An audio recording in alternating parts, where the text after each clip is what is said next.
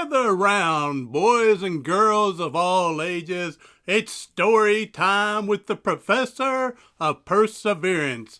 This story is going to be about a Christmas present. Coming up next.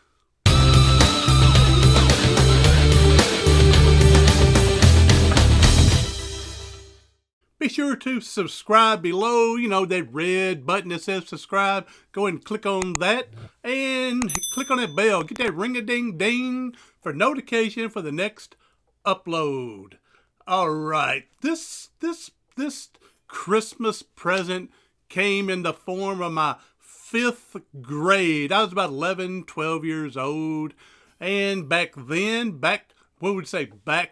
the day, we used to draw names, and the boys would draw boys, the girls would draw for the girls, and then you would have your kind of a silent Santa gifting kind of thing. It's supposed to be a surprise. We're supposed to keep our mouth shut. We're not supposed to go tell the person we picked them and have a present for them. And of course, it had limit amount for everybody at that time. But I ended up, not that I picked whoever, I don't remember who I picked. I have no idea. And of course, in the 5th grade, you go home and say, Mom, I drew so-and-so, and we'd go pick something up, right? All I know is about a week before we actually gave the presents out to the people we picked, about a week before, a couple of kids were coming to me talking and telling me that Eric had drew my name. Eric was a poor African American, black kid, 5th grade. I liked Eric. We played ball together. We were on separate teams, played against each other, but I enjoyed playing PE with him and everything. So Eric, we were friends. So I was glad that he got me. But they were kind of laughing at the present that they got me. He got me, Eric got me. And I knew what the present was when they told me. I didn't believe them when they told me. And of course, this is a week before. And they actually, around our Christmas tree in the classroom, they actually ripped a piece of the wrapping for me to be able to see that they were telling the truth, because I didn't want to believe it. Earlier in the year, on a Friday, end of the 6 weeks term, the teacher would let us bring toys in and let us play. Eric brought in a Fat Albert and the Cosby Kids Fat Albert game, and I don't remember how the game played. All I remember is it had Big Fat Albert and Mushmouth and Russell and Harold, Will Harold, and all of them on the front of it. But I do remember there were missing pieces in the game, and Eric brought this for us to play. And I brought a toy in or something for everybody to play, or for my group to play with, whatnot. And so, but he brought in this, I just remember the Fat Albert game, and remember it had missing pieces. Well, that's what they were telling me, that Eric had wrapped up this game with missing pieces that used for me as my present. And so I, as a 5th grader, 11, 12 years old, I was kind of not worried, disappointed maybe, that it was going to be a used toy, that not even all the pieces were there.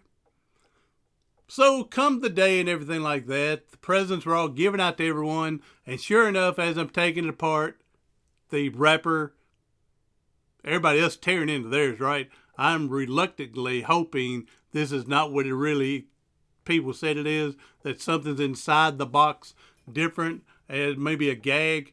And so I'm reluctantly taking the paper wrap apart, and sure enough, it's Fat Albert game with missing pieces. I hear other boys snickering, laughing. Look at Eric, and he's trying not to laugh. And so I was very disappointed as a fifth grader with this present and everything. So at the end of the day, everybody, we're going home and everything, and I was a walker, so I had to walk home. I walked home, lived not even a third of a mile down the road, and so I walked to school every day and walked home.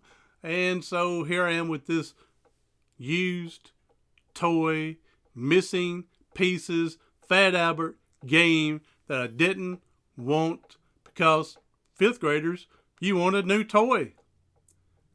My teacher, Miss Blair, who actually lives around the corner from me, Miss Blair taught me a huge life lesson. James, she saw the toy, she knew, she saw the other boys laughing, and she pulled me aside right before I left to go home and just said, James, don't look at it as a bad toy. Don't look at it as used and all the pieces. Don't look at anything like that.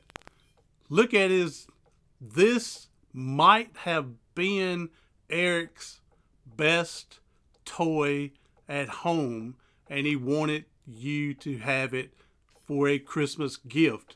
You know, because again, he was poor. And this may have been his best toy at that time. And she said he thought so much of you that he wanted to give his best representation of what he could at the best at that time and wanted to give it to you. And this toy may have been the best that he has at that time at home. And he wanted to share with you. And so it made me think a little different. Of course, it took a while to sink in. I didn't want the toy. A fifth grader, 11, 12-year-old, didn't want it. But after I got home, walking home, thinking more what she said, showing my mom and dad about the toy, explaining what had happened, and they were reiterating exactly what my teacher said. And so learned a life lesson. It's not the toy, it's not the gift, it's not what they're going to give you. Again, he thought so much of our friendship that he gave the best that he had, which I viewed little at the time. But as I grew older and everything and learned to give to people and learned to express outwards to everyone, that giving your best, giving what you have at that time is more important than what the gift really is. So, Eric, thank you for your gift to me. Miss Blair, thank you for the education. This is one of them that we didn't pay for, right? This is one of them that came free from experience and learning. And again, thank you for my mom and dad for teaching me about right and wrong and stuff on this proper toys. So, exchangement. So, thank you very again, everybody. I hope you enjoyed it. Thank you. Give me a thumbs up for this. Unless you didn't like it, give me a thumbs down. And please, please, please, please, if you give a thumbs down especially, give a comment on why so I can learn from it and make things better. Do something today, tomorrow, something next week that's going to help you persevere past your paralysis.